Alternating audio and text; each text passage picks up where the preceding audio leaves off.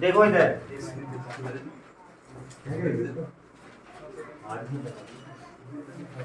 देखो फर्स्ट जो है दैट इज लेंज लॉ। देखिए लेंज लॉ क्या होता है कि जैसे हमने ये पढ़ लिया ना कि इलेक्ट्रोमैग्नेटिक इंडक्शन के वजह से ईएमएफ इंड्यूस्ड होती है। मान लो तुम्हारी सर्किट कंप्लीट है, और मान लो तुम्हारी अगर सर्किट कंप्लीट है तो जाहिर सी बात है वो ईएमएफ क्या करेगा, करंट प्रोड्यूस कराएगा, जिसको हम क्या कहते हैं, इंड्यूस करंट। लेंज लॉ जो होता है ना that is a law which decides the direction of induce current. तो जैसे मैं उसका एग्जांपल लेता हूँ, मान लो तुम्हारे पास कोई वायर है, स्ट्रेट वायर है, और मान लो तुमने यहाँ पे एक लूप रखा हुआ है, और suppose the current in this wire is increasing. Again we are taking another same wire, but the condition is changed, the current is decreasing and you have kept one loop here. देखो according to Lenz law जो है, जो direction of induce current होगा that will always oppose the cause which has produced it। मतलब जिसने भी उसको produce किया है लेंज लॉ के हिसाब से वो पर्टिकुलर करंट उस कॉज को क्या करेगा, अपोज करेगा। मतलब आप सिंपल समझ सकते हो कि जो डायरेक्शन होगी इंड्यूस करंट की that will oppose the cause, oppose the cause which has produced it. अब वो कुछ भी हो सकता है, ठीक है। जैसे तुम ये सोचो कि इसमें कोई करंट आई फ्लो हो रहा है, इसमें करंट इंक्रीज हो रहा है, और मैंने यहाँ पे लूप रखा हुआ है, इसमें कोई करंट फ्लो नहीं हो रहा।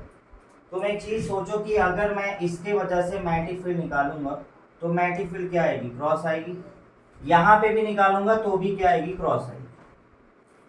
इसका मतलब इस पर्टिकुलर लूप में जो मैंने यहाँ पे प्लेस किया है, इसमें जो मैग्नेटिक फील्ड है वो क्या हो रही है, चेंज हो रही है। और अकॉर्डिंग टू इलेक्ट्रोमैग्नेटिक इंडक्शन जो फ्लक्स का फॉर्मूला होता है वो क्या होता है, बी ए कॉस थीटा, और ईएमएफ इंड्यूस का फॉर्मूला क्या होता है, minus d phi over d t. तो आपको दिख रहा है कि अगर इस वाले से मैग्नेटिक फील्ड चेंज हो रहा है तो क्या चेंज होगा, फ्लक्स, और अगर फ्लक्स चेंज होगा तो क्या प्रोड्यूस होगा, ईएमएफ। सर्किट अभी आपको दिख रही है कंप्लीट है, तो जाहिर सी बात है करंट फ्लो होगा, लेकिन आप करंट की डायरेक्शन क्या होगी। तो जैसे आप ये सोचिए कि अगर इस वाले में मैग्नेटिक फील्ड इंक्रीज हो रहा है तो इस पर्टिकुलर लूप में जो भी इंड्यूस करंट प्रोड्यूस होगा वो क्या चाहेगा, उस मैग्नेटिक फील्ड को डिक्रीज करना। तो आप ये सोचो कि अगर इसमें मैग्नेटिक फील्ड क्रॉस में इंक्रीज हो रही है तो ये ऐसे करंट फ्लो कराएगा जिससे कि मैग्नेटिक फील्ड इससे अपोजिट में प्रोड्यूस हो जाए। तो अगर तुम सोचो कि इसमें करंट की डायरेक्शन अगर ऐसे हुई तो मैग्नेटिक फील्ड ऐसे प्रोड्यूस होगी ना, इसका मतलब इसमें जो इंड्यूस करंट की डायरेक्शन होगी वो ऐसे हो जाएगी। This is the direction of induced current. Clear हो गया। अगर तुमने सेम करंट वायर लिया है बट आप देखो इसमें करंट डिक्रीज हो रहा है, तो अगर इसमें करंट डिक्रीज हो रहा है तो इस पर्टिकुलर लूप में जो भी फ्लक्स चेंज होगा वो किसके वजह से हो रहा है, due to decrease in magnetic field. तो वो क्या चाहेगा, उसको इंक्रीज करो। तो एक्चुअल में इसमें करंट की डायरेक्शन ऐसे होगी। क्यों, क्योंकि अगर ये करंट की डायरेक्शन ऐसे अगर आप घुमा रहे हो तो मैग्नेटिक फील्ड इसी डायरेक्शन में प्रोड्यूस हो रहा है। तो इसका मतलब जो लेंज लॉ है ना वो ये बोलता है कि मैग्नेटिक फील्ड कैसे भी प्रोड्यूस, मतलब इंड्यूस करंट कैसे भी प्रोड्यूस हो, वो केवल उस कॉज को अपोज करेगा जिसने उसको प्रोड्यूस किया। आ गया समझ में। तो यही तुम्हारा क्या है, first concept of Lenz law.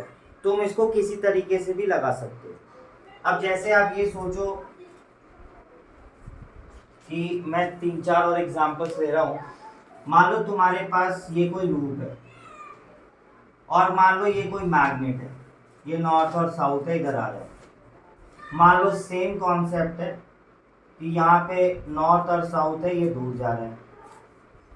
मान लो ये तुम्हारे पास एक लूप है जिसमें साउथ और नॉर्थ इधर आ रहे हैं, और मान लो ये तुम्हारे पास एक साउथ और नॉर्थ है, ये दूर जा रहा है। इस कॉन्सेप्ट को समझने के लिए, क्योंकि क्या है कि मुझे इन चारों लूप्स में करंट की डायरेक्शन बतानी है, चारों में तुम्हें दिख रहा है सिचुएशंस पूरी डिफरेंट है।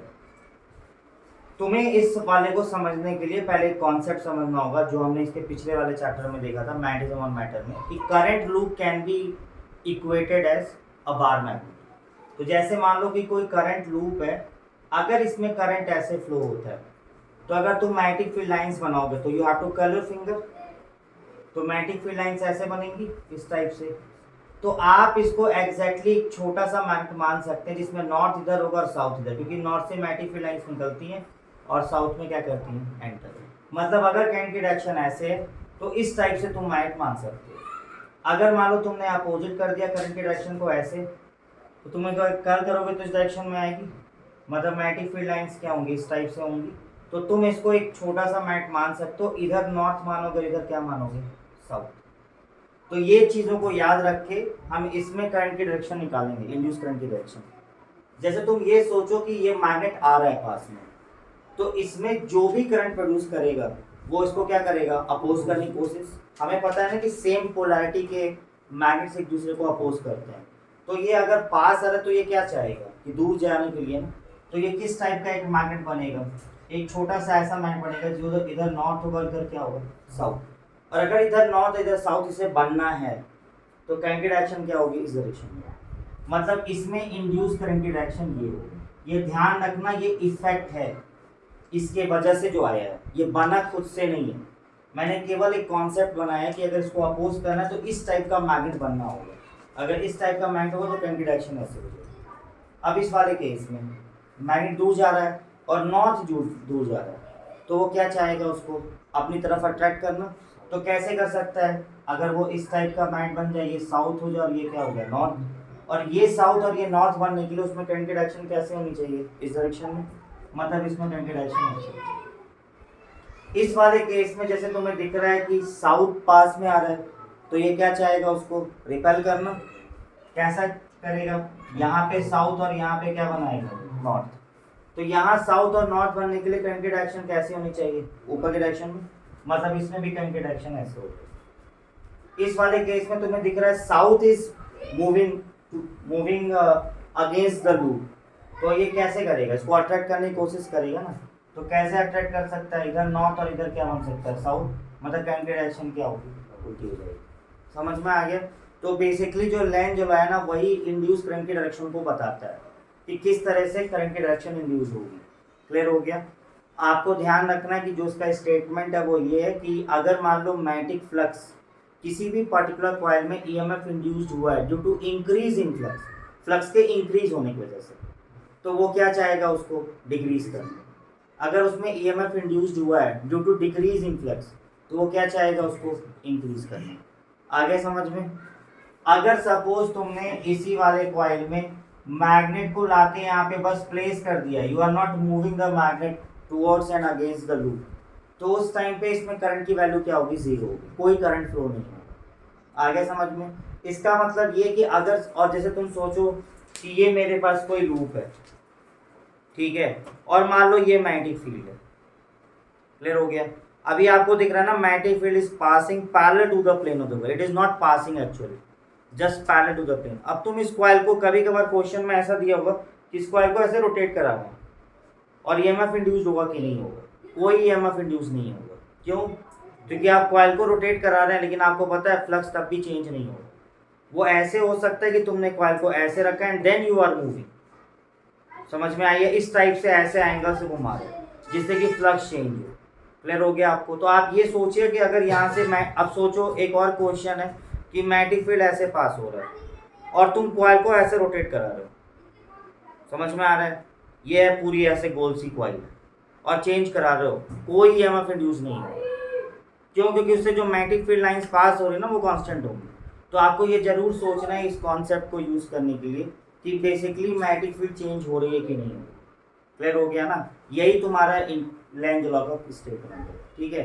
बाकी जो इसका मोशन है, मतलब विल डिस्कस इट टुमारो, ठीक है।